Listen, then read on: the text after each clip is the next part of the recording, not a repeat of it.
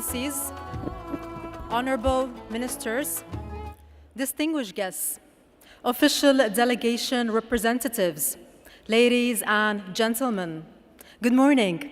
I'm Rani Ali, and it gives me great pleasure to welcome you all to the 7th edition of the annual investment meeting. Great efforts have been done to invite you all in Dubai to be part of this momentous event.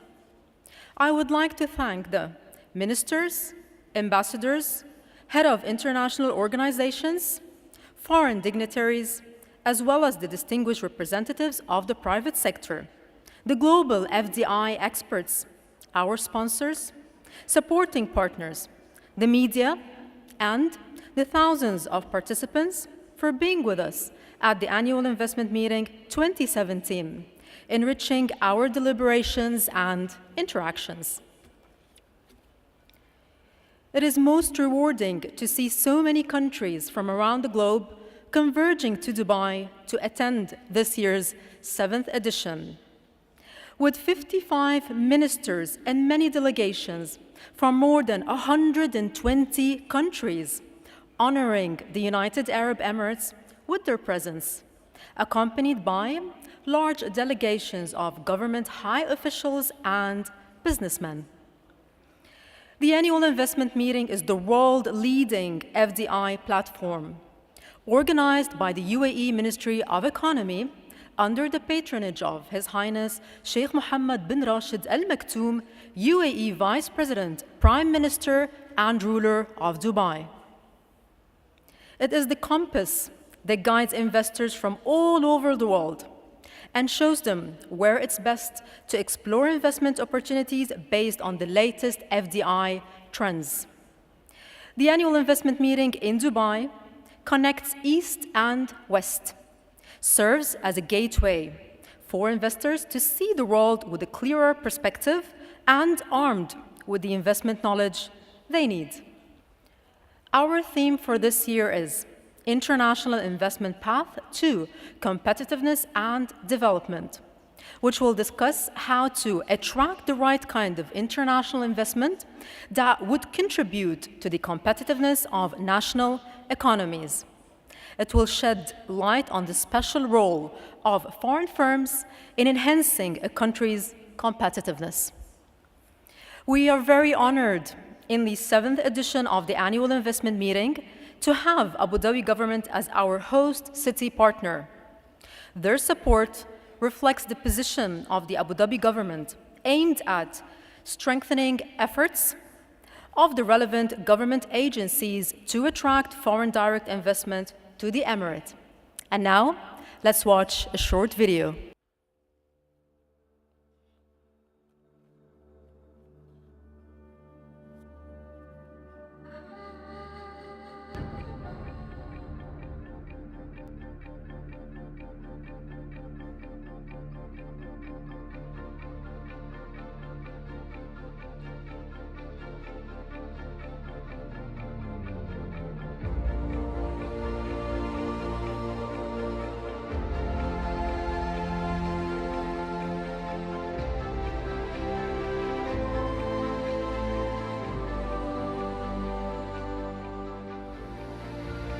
مؤخراً انتهينا من تصنيع أجزاء أساسية لهياكل الطائرات وأصبحت تركب في خطوط طيران الاتحاد، وبذلك أصبحنا المورد الأساسي والوحيد في الشرق الأوسط اللي يقوم بهذا العمل.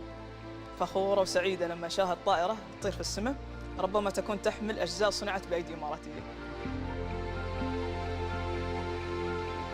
السلام عليكم. وعليكم السلام. نستعد للجولة في المحطة. أكيد. تفضل معك.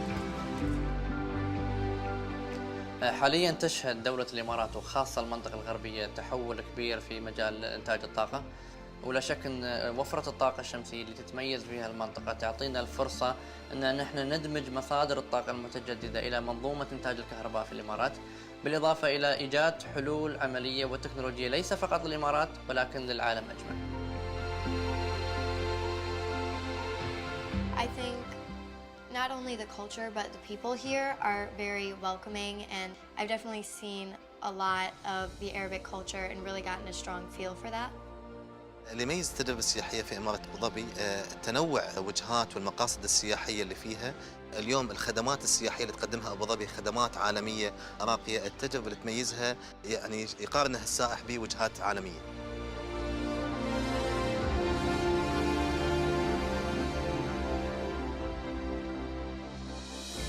يعتبر ميناء خليفة هو البوابة الرئيسية لإمارة أبو ظبي للصادرات والواردات. اليوم الميناء يربط إمارة أبو ظبي بأكثر من 40 وجهة مينائية مباشرة من خلال أكثر من 17 خط ملاحي. هذا يساعد على تنشيط الحركة التجارية وبالتالي تنويع مصادر الدخل لإمارة أبو ظبي، ويصب في مصلحة تقليل الاعتماد على المصادر النفطية. هذا المشروع الذي طال انتظاره في دولتنا الحبيبة لن يكون فقط مغيرا للخارطة على مستوى الدولة، ولكن سيغير خارطة النقل واللوجستية على مستوى المنطقة ككل. هذا المشروع سيكون معزز للأمن والسلامة في النقل وأيضا الاستدامة في دولتنا العزيزة.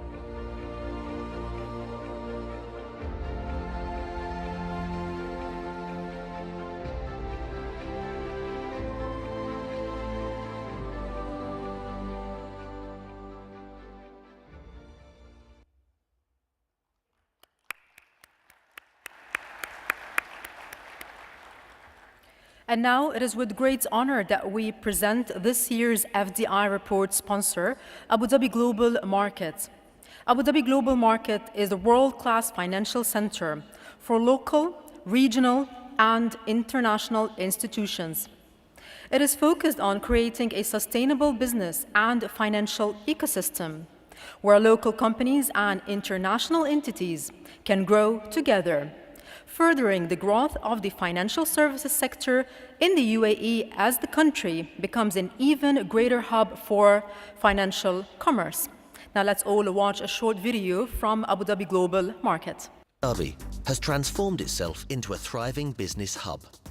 It has built a robust and sophisticated financial services sector with a large concentration of institutional and private wealth. It is within this context that Abu Dhabi's ambition for an international financial centre and the establishment of Abu Dhabi Global Market is a natural next step.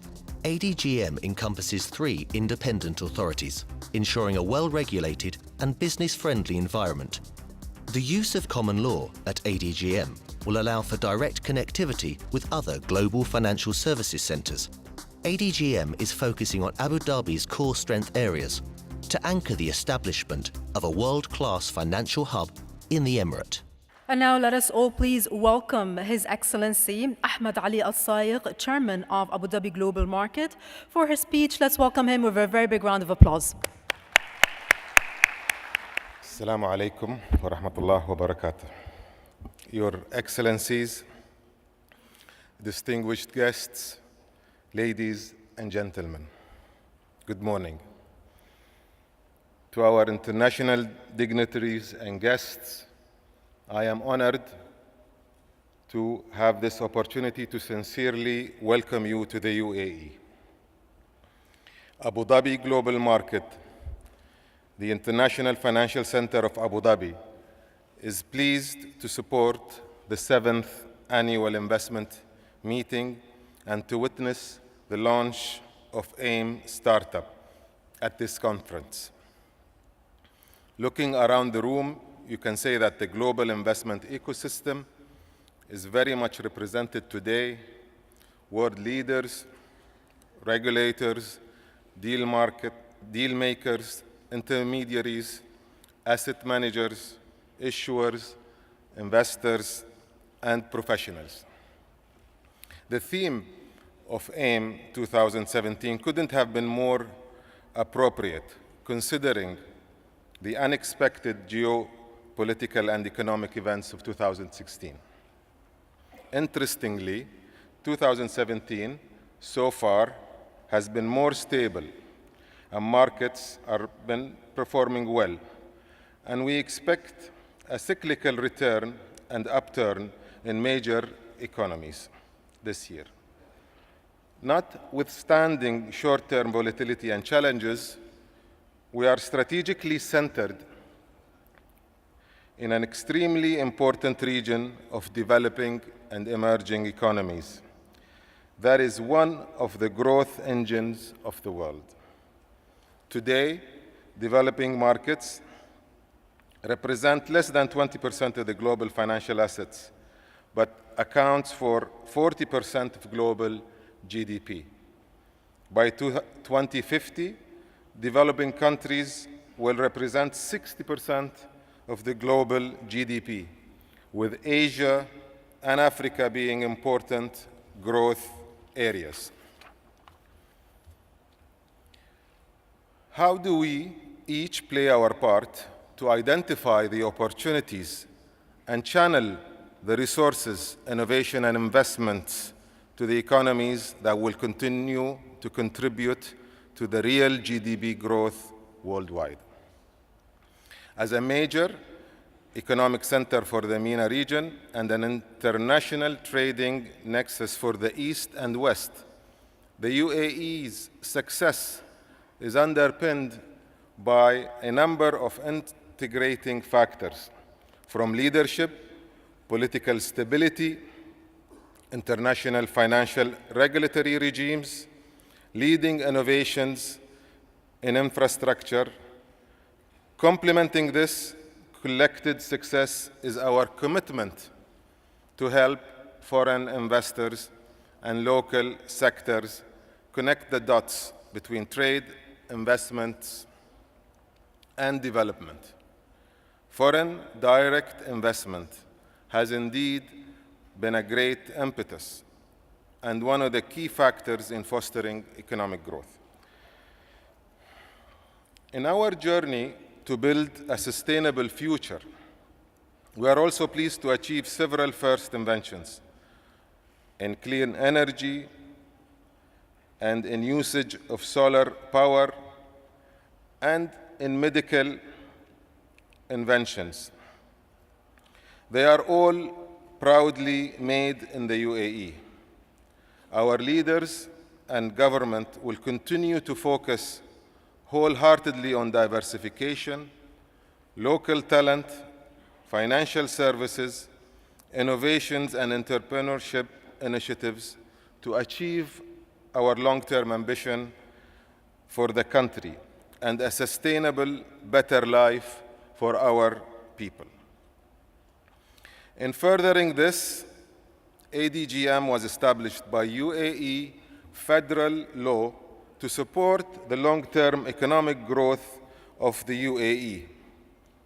As an international financial center, ADGM's role is to provide and maintain a well-functioning, robust, and an international platform that unlocks business opportunities and attracts sustainable investments into our marketplace. We have put in place an open and internationally recognized ecosystem to assist local institutions to base their activities at home instead of abroad, and of course to enable international investments to come into the country. We enable regional institutions to support and conduct business activities and help international institutions to center their outreach strategy and interests in Abu Dhabi to serve the wider region and beyond. Since going live in October 2015, ADGM has played an important role in enhancing the local market's dynamics by introducing several new initiatives and adding to the attractiveness for activities to be anchored from Abu Dhabi to serve the MENA region and globally. We launched the first private REIT regime in the region and achieved one of the fastest pace of funds creation in our first year of operation with 8 registered funds. Our initiatives cut across many sectors. For example, in January this year, Etihad Airways and Natixis completed an aircraft leasing transaction for 2 Airbus A380s that are owned by special purpose vehicles that are now domiciled in ADGM. The aviation industry can continue to rely on ADGM's established platform to expand its global presence as Abu Dhabi aims to become the aviation financing and asset management hub for the region. By providing a comprehensive suite of funds and new innovative investment vehicles, local and global financial institutions can now conduct activities in the UAE, which had to be undertaken overseas in the past. And for UAE-based entities, it means doing business closer to home. To date, we have registered more than 320 diverse financial and non-financial companies, providing a wide range of business and financial services, despite the volatile market conditions and wide trend of consolidation that is happening worldwide. However, this is just the beginning of the journey. We understand the necessity of preparing for the future by strengthening our core and embracing new changes. We stand on the brink of the fourth industry revolution, where the speed of breakthroughs has no historical precedent and challenging current business models, jobs in our markets, and the pace of economies. To tap on the potential of transformational technologies and fintech in our economy, we established the first fintech regulatory framework and live regulatory laboratory in November 2016. The first and so far only fintech reg lab in the MENA region. To support, enable, and accelerate fintech activities and developments in Abu Dhabi and our neighboring countries. ADGM is also the first jurisdiction in the MENA region that has established a fintech bridge with Singapore to facilitate our fintech players gain greater access to markets, capital, and regulatory recognition. We understand the value and benefits of developing an inclusive ecosystem to allow innovations to thrive and succeed.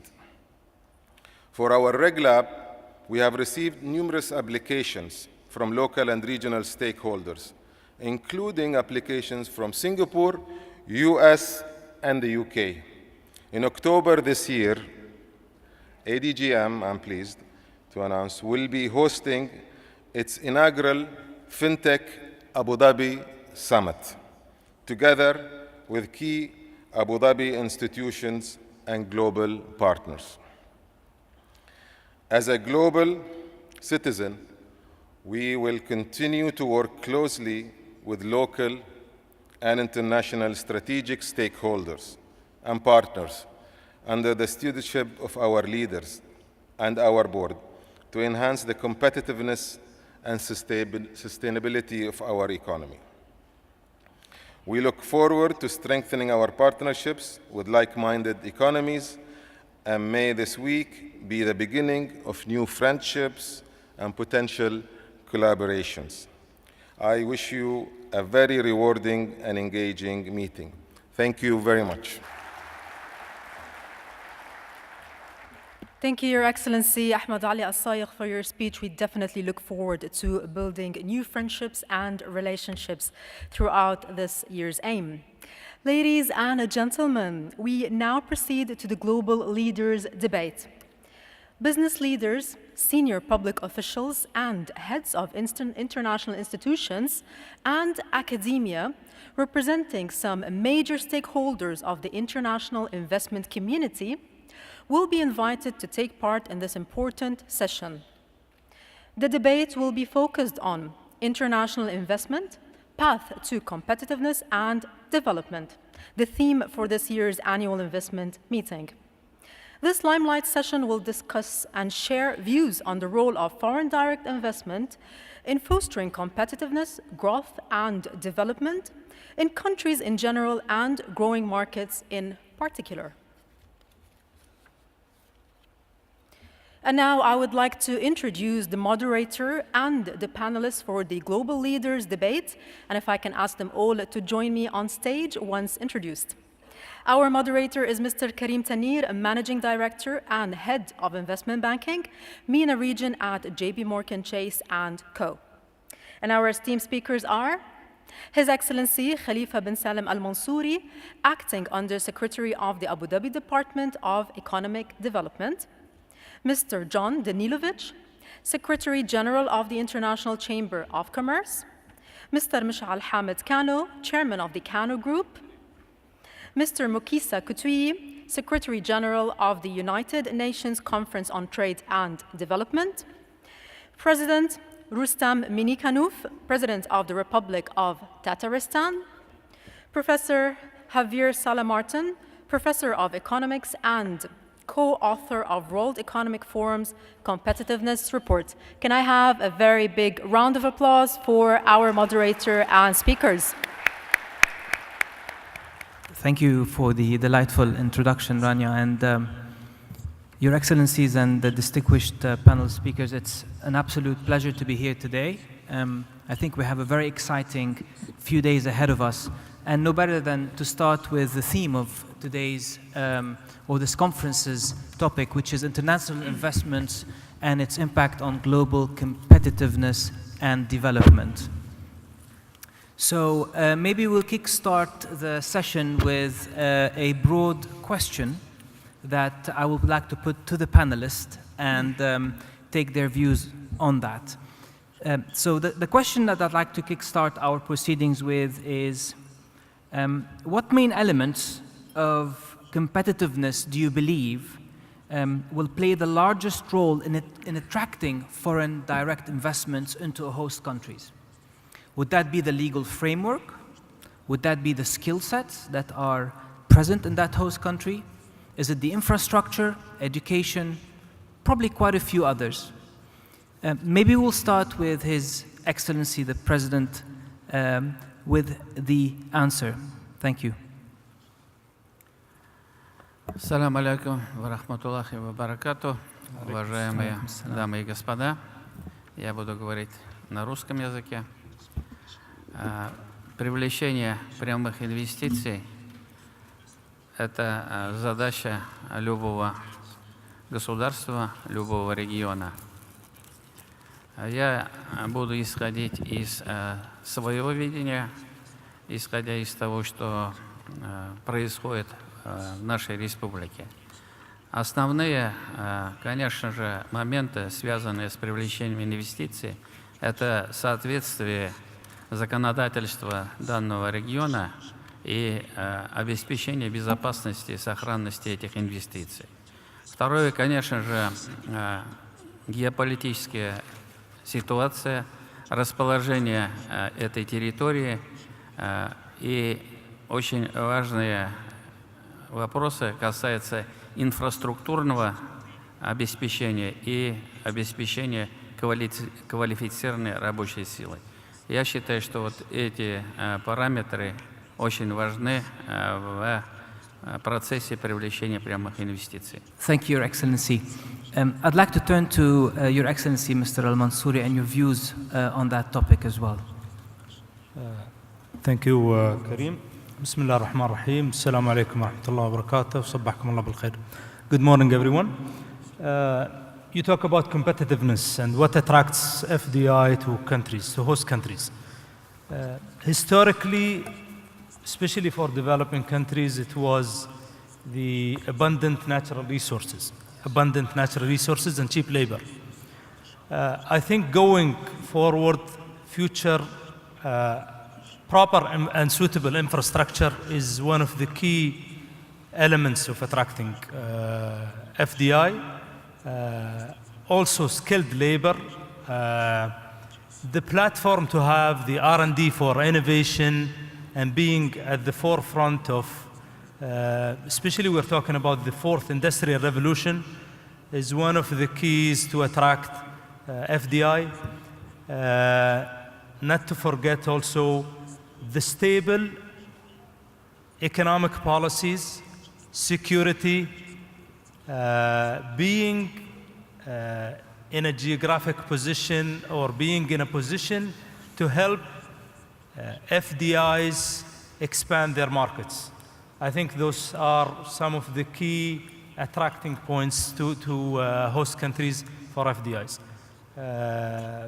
That's generally the essence of. Thank you. I'd like to turn to Mr. Kanu. You have specific views on that, and specifically on the legal framework. How do you see that as indeed a path to competitiveness for foreign direct investors? Bismillah ar-Rahman ar-Rahim. The most important thing, whether it's investing locally or investing internationally, comes down to the issue of trust. And trust is built in two ways. Trust is built over time, and trust is built over a structure that people can understand and can work with.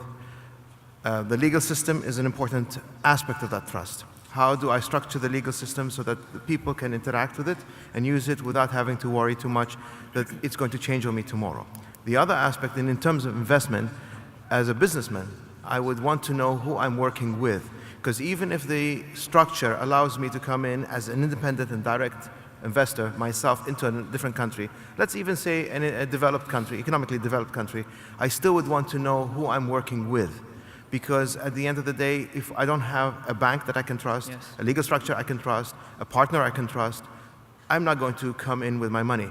And as they say, money is a coward. Yes, exactly. No, thank you for that. John, you've got a smile on your face, and you've done a lot of work in Latin America. And how would you describe the competitiveness in that part of the world, and more broadly perhaps, when they did attract foreign direct investments? Thank you very much. With regards to foreign direct investment, I think there are two areas, one of which policymakers have control over, and one of which policymakers have no control over.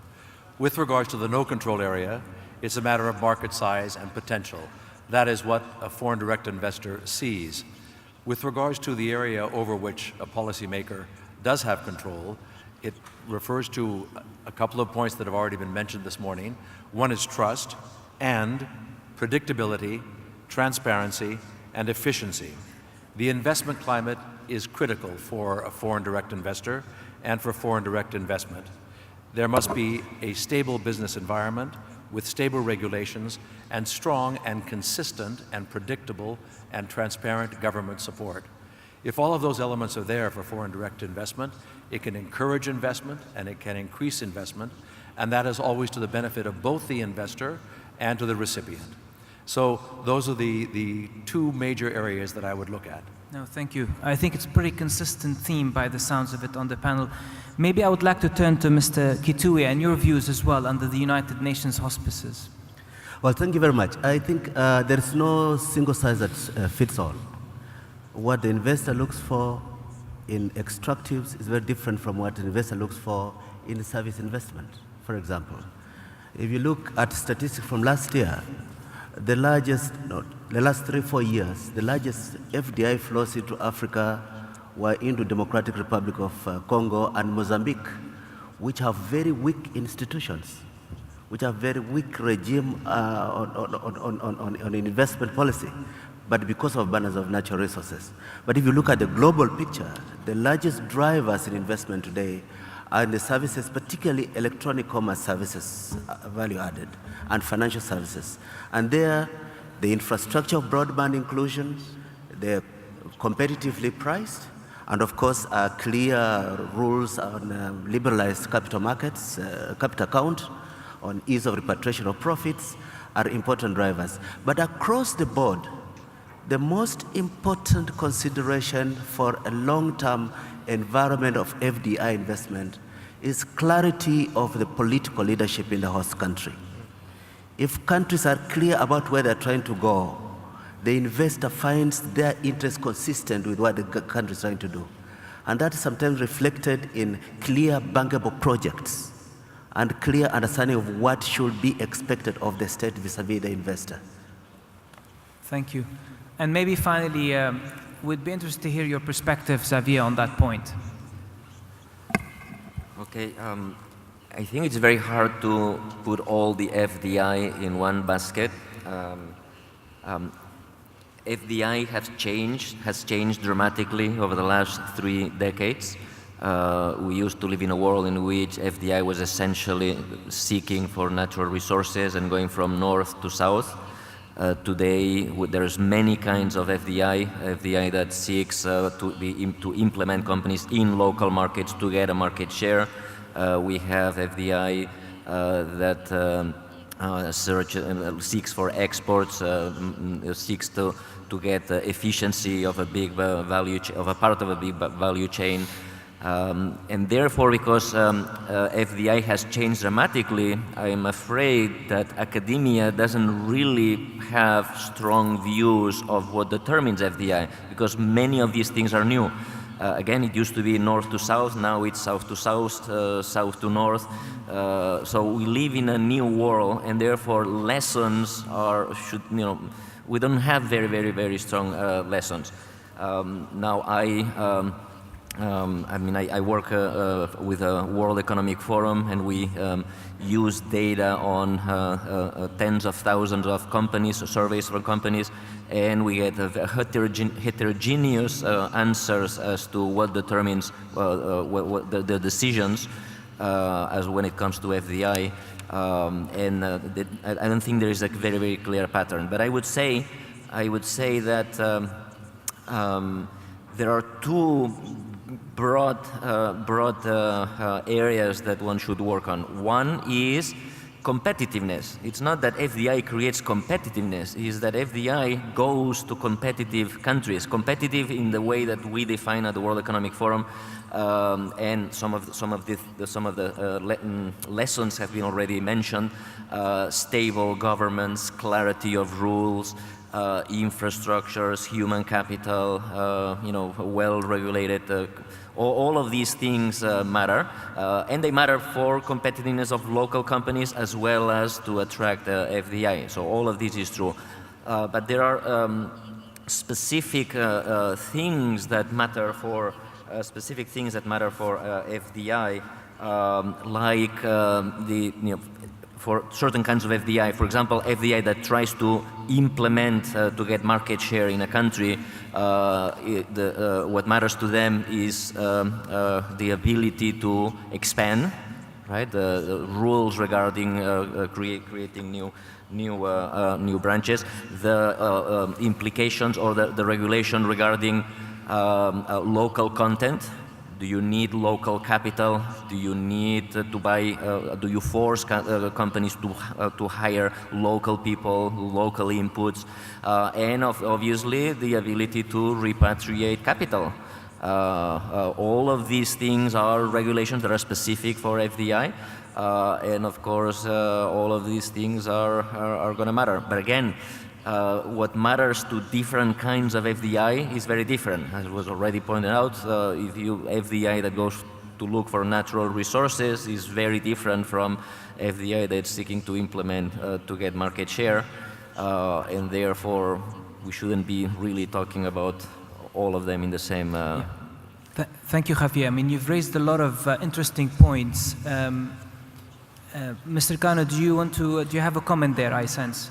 Yes, I've noticed that everything that was mentioned on the panel is correct. I don't have any issues with it. But the one thing that seems to be not mentioned is the issue of tax. Because at the end of the day, even if I have the right structure, right organization, right, everything's right, but the tax rate is incredibly high, would I even consider investing in a country? You see different countries vying really hard to give you tax breaks or delaying tax, and I think this is, I'm very happy to say, in our part of the world, so far, with one small exception, so far it has been a tax haven, not to avoid taxes, but it's giving the investor an opportunity to take and make sure that his or her money that they've worked hard for comes back to their pockets, yes, which I think is an important point. No, we agree, I think, and during the session we're going to touch on tariffs and taxes and how one can optimize them. Maybe I'll just switch on to a slightly related question, and I'll put this to His Excellency President Minikhanov. Would you agree with the following statement, that it is not FDI that causes economic growth, but rather the host country's economic growth that attracts FDI?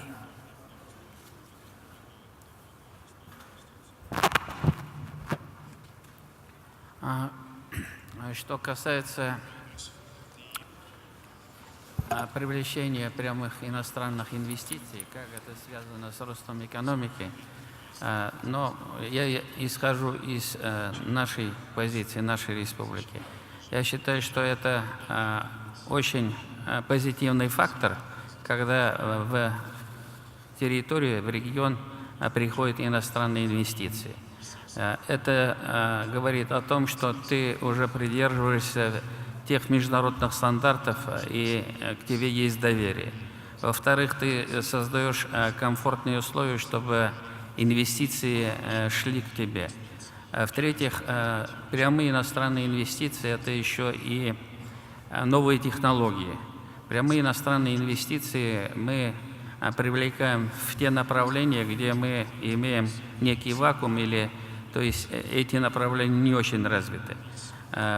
Когда приходят прямые иностранные инвестиции, мы получаем возможность перенять вот тот менеджмент высокого уровня, те стандарты, которые есть. Я считаю, что прямые иностранные инвестиции, конечно, позитивно влияют на рост экономики. Thank you, Your Excellency. Maybe I'll turn to Your Excellency, Mr. Mansouri, on that point. I think the answer would be yes and no. Maybe a combination of two. Yes. The economic prospects and growth of a host country can attract FDI. And at the same time, FDI can help and instigate economic growth in other cases. So I think it's the combination of two that makes it a success story, or it makes a country a target for foreign direct investment. I haven't seen any studies that shows a positive correlation of FDI over the economic condition of a country. I've seen both. I mean, positive and negative, so I cannot make the case. Yeah. So I'm saying both can lead to more FDI into a country. Agree. I mean, as somebody put it, this is the question of is it the chicken or the egg? Indeed, sure. They are both interrelated. Xavier, what's your view on that? Yeah, I agree. But again, different types of FDI. Obviously, if a country is perceived to be, having good growth prospects, it's going to attract a lot of companies that are going to want to share the market, and it's going to attract that kind of FDI. On the other hand, a country that has good economic conditions will attract, even if it's not growing, will attract FDI. And now the key here is that different kinds of FDI are going to have different kinds of spillovers or positive effects on other sectors, and therefore some kinds of FDI will indeed trigger the chicken, the reverse correlation. Some FDI will trigger economic growth, and some FDI will be responding to economic growth. No, thank you for that. I'd just like to move on to a follow-on question, which is the type of investment that foreign direct investment can take shape of. And I want to focus on greenfield projects as opposed to acquisitions or direct investments. So, and that's a question to the panel. How do greenfield investment compare to other investments for an FDI host country, and are they more beneficial? I'd like to turn to Mr. Kitui on that to kickstart the debate. Well, thank you very much. First of all, in our annual World Investment Report, which we publish every June, we have managed to demonstrate that greenfield investments have a greater contribution in, one, creation of sustainable employment, and two, enhancing an innovation and technical transfer environment than mergers and acquisitions. If you look at the stagnation of global FDI over the past, since the crisis of 2008, one of the hallmarks of slowing global FDI was that even as it declined, much of it was dominated by mergers and acquisitions, which are sometimes account transfer processes by multinationals shifting profits from areas of high taxation to areas of low taxation and pretending it's an investment. And sometimes it's consolidation or purchase of a competitor to cut down on the pressure for R&D. But if you look at greenfield investments, they have always and continue to be the main driver of value creation. And indeed, while M&A is something positive, we encourage that we measure a country's attractiveness by the growth of greenfield investments.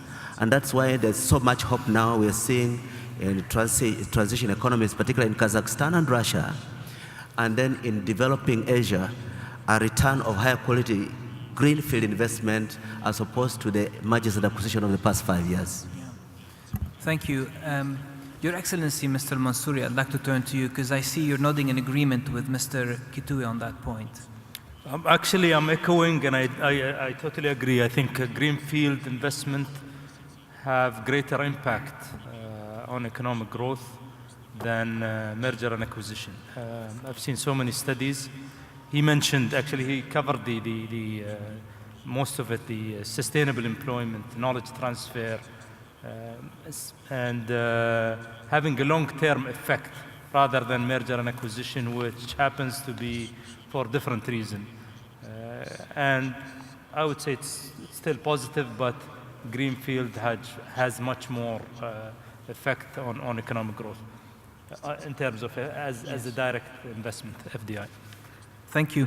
And Your Excellency, President Minikhanov, do you concur with that view around greenfield projects being a bigger driver than M&A activities?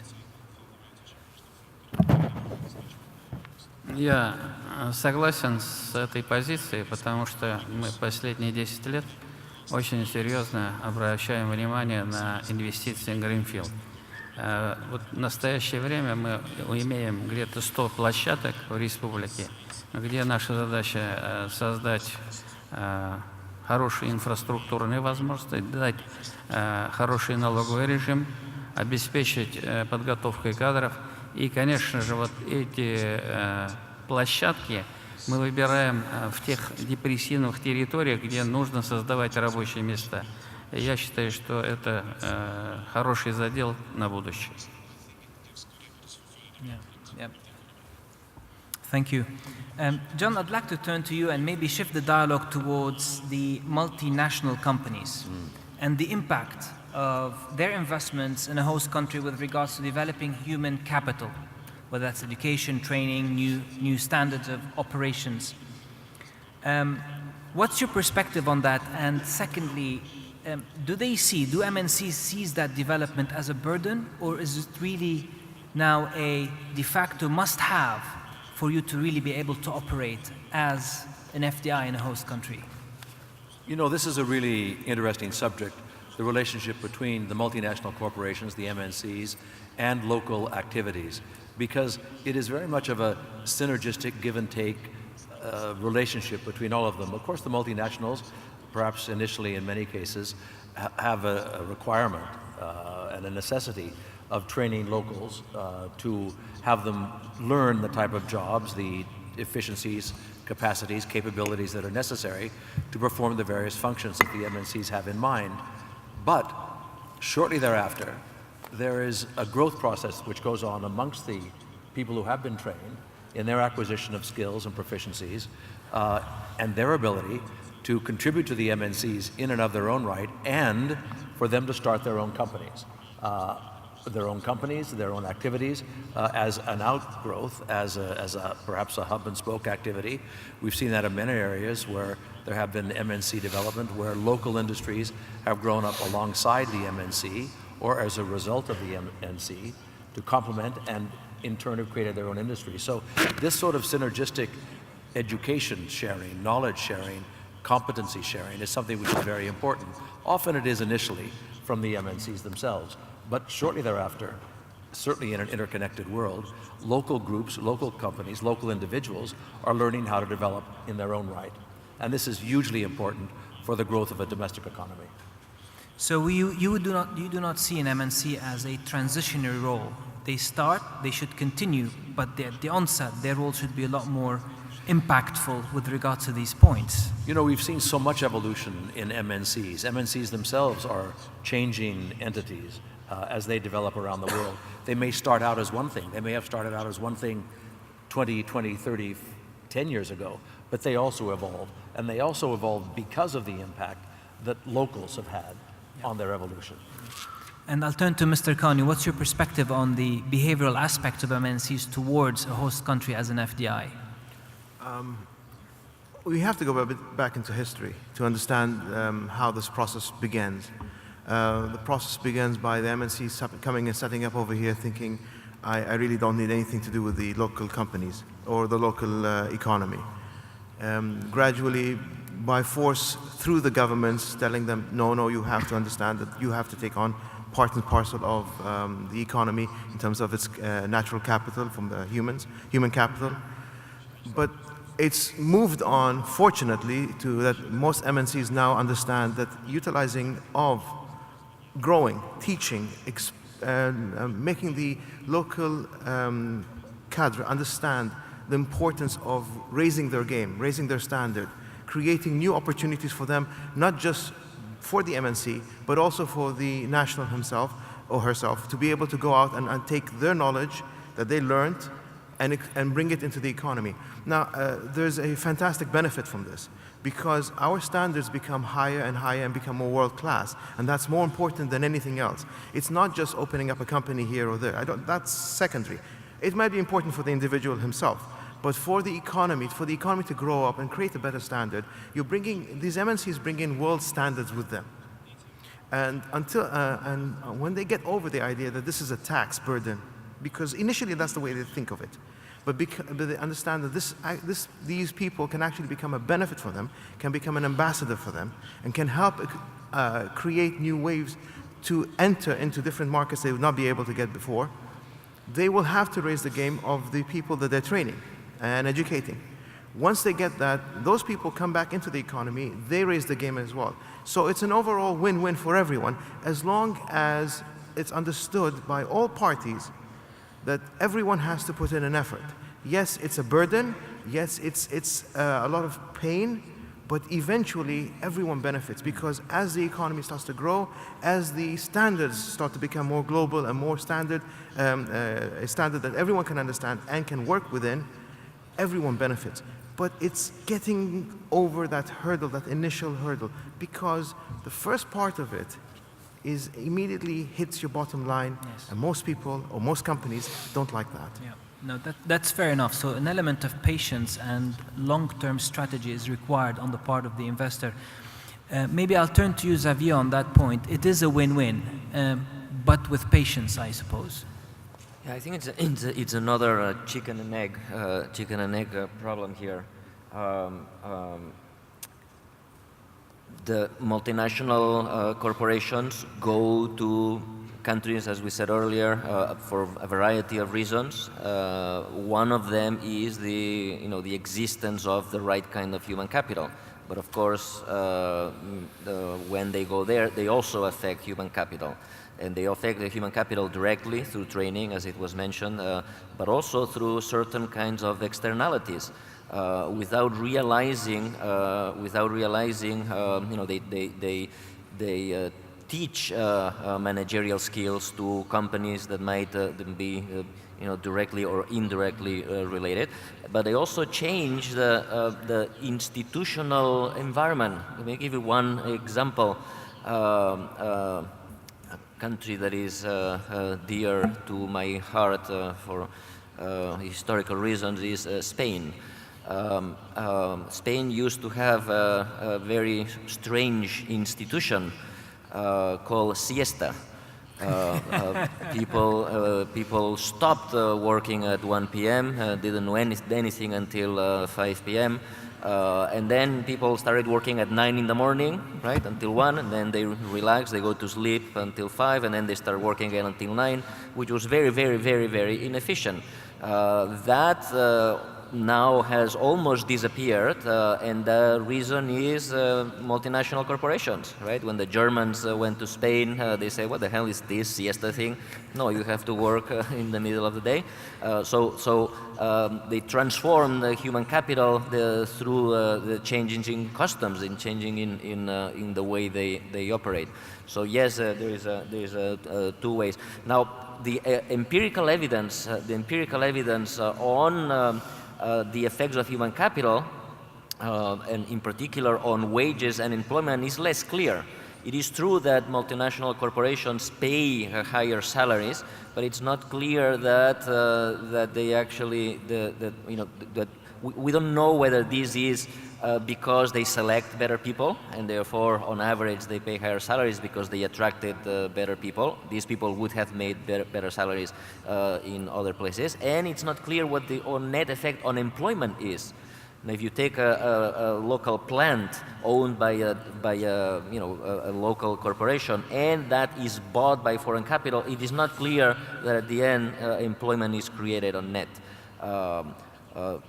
Positive, yes, net impact. Positive impact, the employment, net employment is positive. So the literature is, there are cases. Again, the literature has problems because the nature of the FDI is changing so fast that we don't have really data from the past, because the past was very different from today. Yeah. So I'd like to turn to Mr. Kituya on that point, because indeed there is a debate whether there's a optimization that an MNC could bring into a host country that could have actually a negative spillover on the employment multiplier effect, while at the same time it could create new opportunities. From your perspective, how do you view that point and that balance between the two? Okay, first of all, a clear difference between multinational corporations going into extractive investments. Limited skill multiplier effect, often limited backward and even forward linkage into the local economy.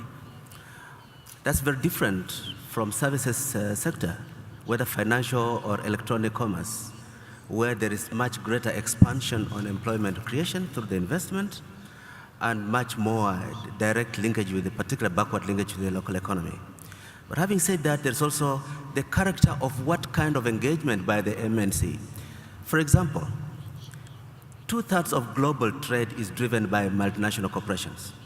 Half of that is trade between units of the same MNC. And the character of that trade between units of the same group, because of optimizing efficiencies in the different sectors of the market, is very different from how the MNC behaves in an arm's length contract with enterprises in other countries. So these two facets determine the level of vertical integration and the level of spillover to the local economy. Thank you. I'd like to turn to Your Excellency, Mr. Al-Mansouri, on that point, and then I'd like to take Mr. Kanu's views as well. So as you're looking into FDI, into the UAE as a whole, do you have ways of measuring the positive impact of MNCs onto employment, knowledge sharing, and technical advancements? There are several indicators that measures how FDI affects employment. But I would like to spin the first question about the MNC's role in human capital. I think the initial investment comes from governments trying to attract foreign direct investments. They invest in education. They invest in upskilling their laborers to attract more foreign direct investments. And that's where the circle continues, where MNCs come in and they train and enhance the pre-existing capabilities up to a level. There is a negative spillover where when it comes to technology and the transfer of technology, unskilled labor unfortunately need to find it more difficult to find jobs and so on. So going back to your questions of the measures, there are several measures we use on how FDI impacts economy as a whole, how FDI impacts employment, and in which sectors.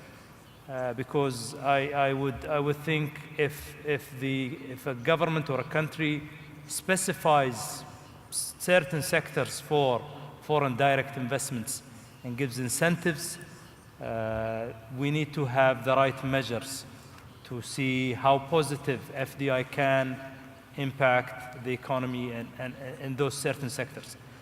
It differs from one country to another. For some countries, it is to create jobs. For other countries, it is to create sustainable knowledge-based economy, and so on. Yeah, very clear. Thank you. Mr. Kanu? It's harder for me to talk on a macro because this is a global issue, but on a micro, in terms of the Gulf, even just speaking within the Gulf, and I'll put Saudi Arabia on one side because the structure, the population structure is different than the rest of the Gulf. For the rest of the Gulf, the issue is for FDI, for the MNC, when they bring in FDI money into the region, the question of training, how much of an impact will they have? How much will an impact will they have on the local economy? Usually for the ones living, for the rest of the Gulf without Saudi Arabia, I would say the impact is more indirect rather than direct in terms of creating more services, more growth within services to companies that will service the MNCs and the investments that come into the country, because the population is so small. So it becomes very hard, even if I was, let's say I came with a company that needed 10,000 people into a country like here, the UAE, I'd be absorbing a huge amount. If I just had 10,000 UAE nationals, I'd have a very hard time trying to find them. At the skill level I want, the skill set I want, and to train them up to the degree I want. It's not a reflection on any country per se, but it's 10,000 for a country like the UAE, whose population is a huge amount. But if I was picking up 100 or 200, that becomes an easier thing to handle. If I went to a place like Saudi Arabia, 10,000 might be a stretch, but it's not that much of a stretch. So I would say it would depend on the country you're talking about. In other parts where it's capital intensive, as in there are a lot of humans, like say if I was investing in India or Pakistan, it's the other way around. It'll be, it's easy to pick up human capital and to train them up to where I want. So the impact that I think that these things would have would be more of a around the area rather than direct. Yeah. I hope I'm getting the point across. Yes, no, it's clear, and of course it is driven by the available resources in any host country, but also, as we've seen in the UAE, it has managed to attract significant amount of expatriate living within the country across all the skill sets. So that actually has come through an MNC investment. So it's been a two-pronged success for the UAE, alongside attracting new expatriates and then training the locals, as you correctly identified, and trying to find them to work on that combination. There is actually a very positive thing from that, because the question is whether we're focusing on quantity or quality. Yes, true. And I would rather focus on quality rather than quantity. Yes. And the more, as I said, the more we move towards a global standard. The reason why, by the way, we have the Abu Dhabi global market, the reason why we have the DIFC, the reason why we have these focusing on international standards in the financial sector. Just, if you allow me this, just 2 seconds on this one. The reason why we're trying to focus on these things is because, again, we're looking for quality over quantity. Once you have the quality, people will come to you. I do not need to have a large place. I need to have a place where people understand and say, yes, this is a place I want to settle my money. And as I said at the beginning, money is a coward. Yeah. So I'm looking at places where I'm comfortable and where I can prosper. And that means I need to have quality people. This is why I think the government here in the UAE has done a superb job in doing this. And I'm not here just to promote the government of the UAE, but let's face it, if it's done a fantastic job, it needs to be recognized. Yeah. And the government of the UAE has done it, both on a federal level and also on the state of Dubai, state of Abu Dhabi. To create this amount of opportunities, to bring in quality companies, to help increase and benefit the local population, either directly through training and to upgrade, or indirectly by creating a better economy, a greater economy, a more efficient economy. This is exactly what we're looking for FDI. No, thank you for that comprehensive answer. I'd like to turn to His Excellency President Minikhanov and maybe shift the debate on the sectors where FDI usually flows. We've seen in emerging markets, perhaps in the Middle East region, in Africa and in Central Asia, a lot of focus on FDI with regards to exploiting natural resources, hydrocarbon, and the mining sectors. How do we need to incentivize now FDI into parallel and, more important, new generation sectors such as e-commerce and infrastructure?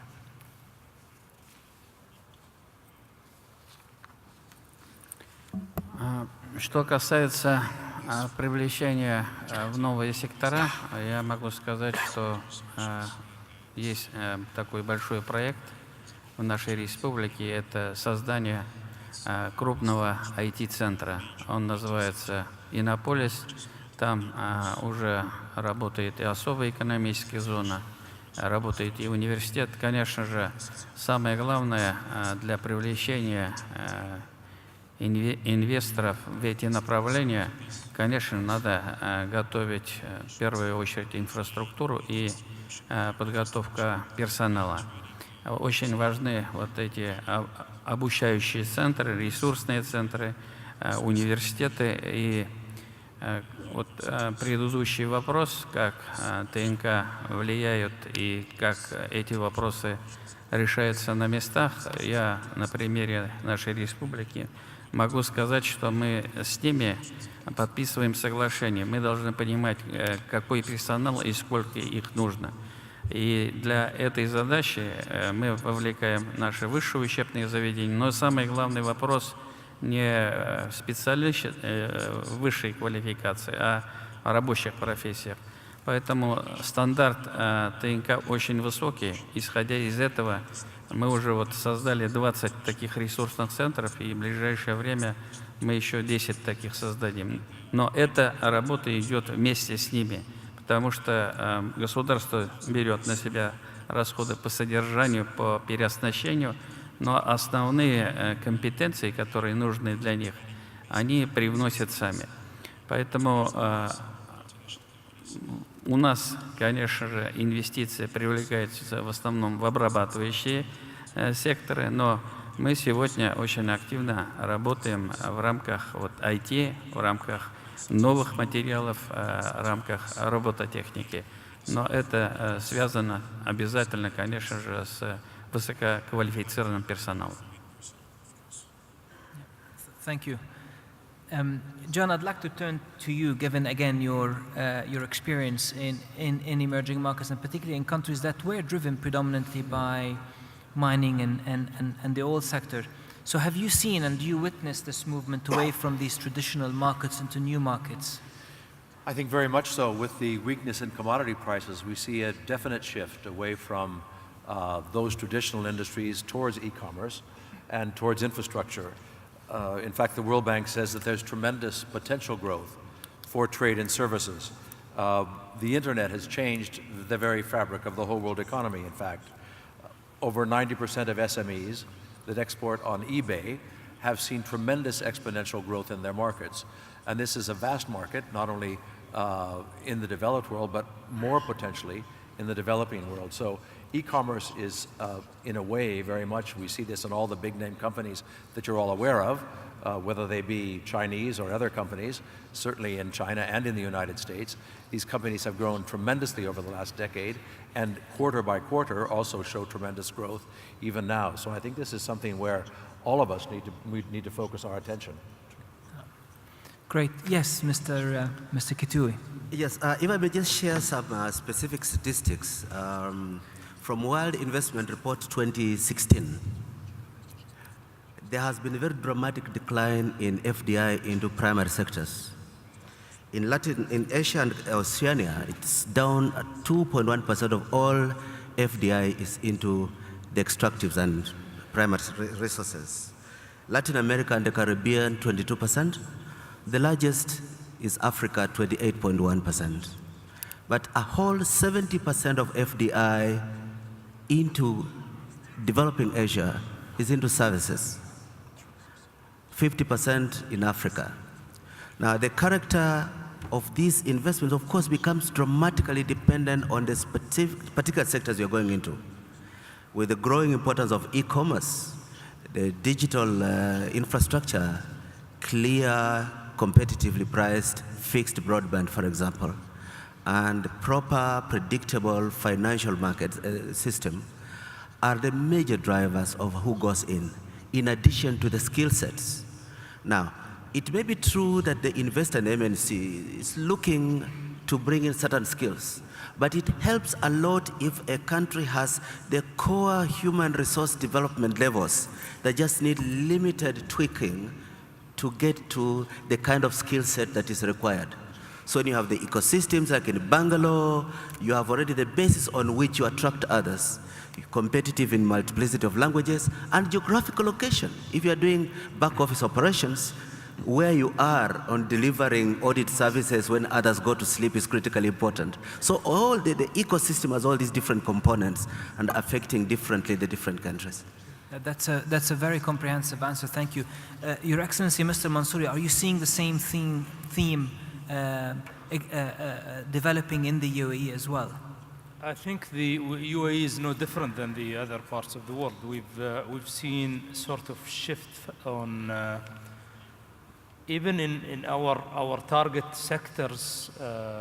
If you look at the UAE, I'll try to comment on Abu Dhabi, for example. Abu Dhabi has set one of its goals is to diversify away from oil and to open other sectors.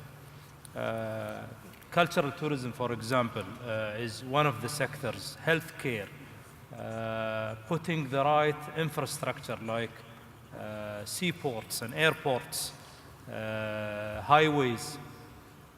In a way, this is to attract FDI into other sectors. Abu Dhabi is on the leading edge when it comes to renewable energy, for example. Also in innovation. Last week we had the first Global Industrialization and Manufacturing Summit. This is to look at where the future is and where investment should be, and to create the platform, I think, for foreign direct investment to come and invest and establish excellence center and research centers in Abu Dhabi to serve not just the region, but the globe also. This is in general, a brief look at what Abu Dhabi, and Abu Dhabi is no different than the others. Thank you. Mr. Kano, what's your view on that movement, into new industries and new technologies? Anything that benefits humankind is always a positive thing to look at. But on the issue of investing and opening up our markets, there are different things to consider. From one aspect, yes, the correct thing is, yes, I'm interested in ensuring that there is growth in my economy, growth in the wealth and the benefit of the people on the ground.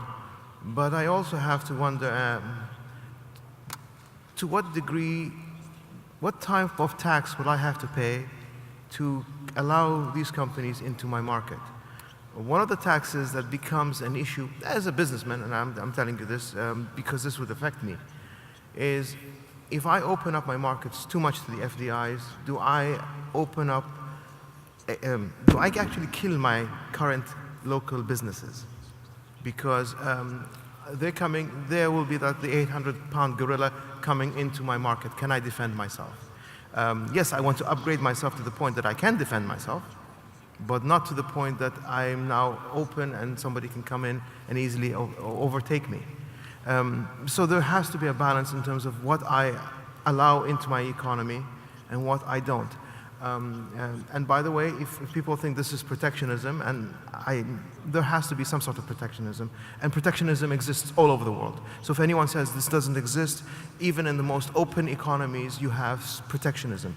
There are strategic sectors that every country will be defending itself with, from outside companies coming in. And again, the United States which is the bastion of open economy, open trade, but even they have certain sectors which are blocked or it's very hard to enter. So there has to be a balance.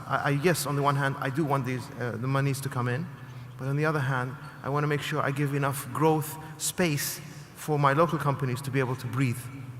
Yes, thank you. Yes, Xavier, I think you wanted to interject there. Yes, this is an excellent point that brings the question of interest groups and lobbies. Many times, very often, most often, these protectionist tendencies have nothing to do with the well-being of the country or the well-being of the citizens. They have to do with interest groups, right? Creative destruction means that every time there is a new idea, the people that live off the old idea will lose money. And of course, because they lived off the old idea, they tend to be rich and powerful, and they will use anything at their disposal to prevent the new ideas from coming.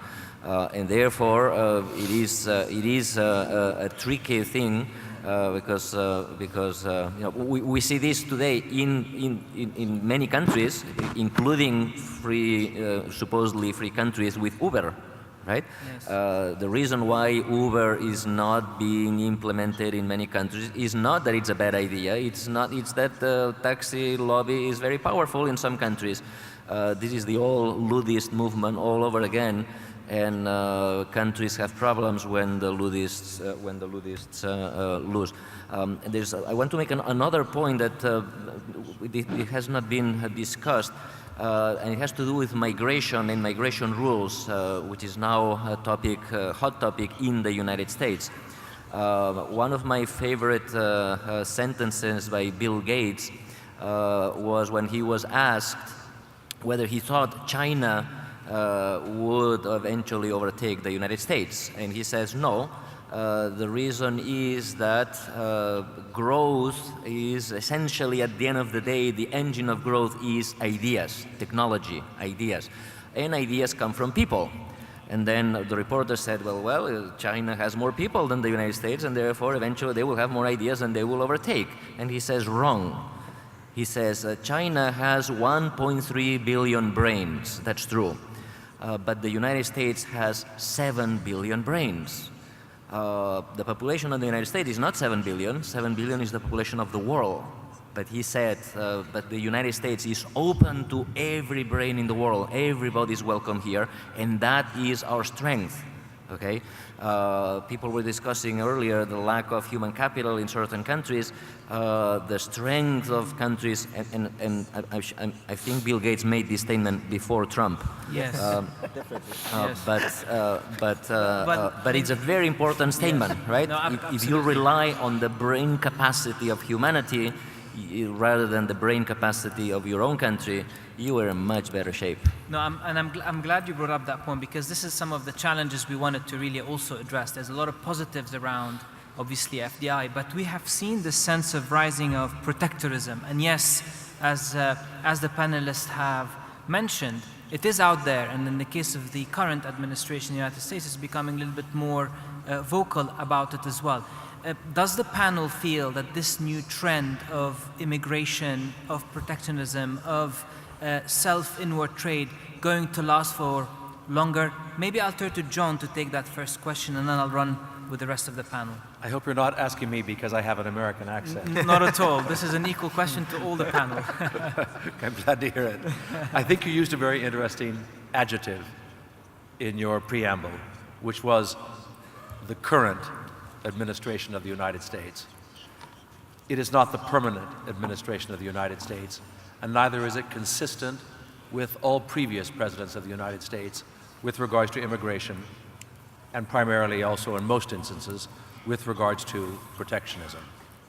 So whatever the current rhetoric, perhaps not reality, but current rhetoric may be with regards to protectionism, and you've already seen this administration confronting the reality of world trade, of supply chain, of multilateral agreements, which they seemed not to be aware of during the campaign.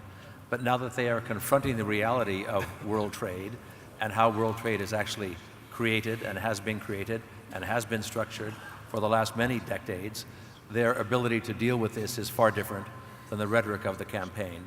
And so may it also be in the longer term with regards to migration. I think it's a very interesting and very clever comment that was made by Javier with regards to Bill Gates' comment of 1.3 million brains as opposed to 7 billion. Yep. The United States of America has always been based on migration. It is a nation entirely of immigrants, of course, except for the Native Americans, but for 250 years, it has been a country that has been survived on wave after wave after wave of immigrants, each of whom have brought their new ideas and new creativity and new dynamism. So I think, John, sorry, I'm sorry to administration, interrupt, that but will I'm just change. being told that we need to pause our session for now. So I'd like to turn it over to Rania. Thank you. Can I have a big round of applause to all Thank you. our Thank you. speakers?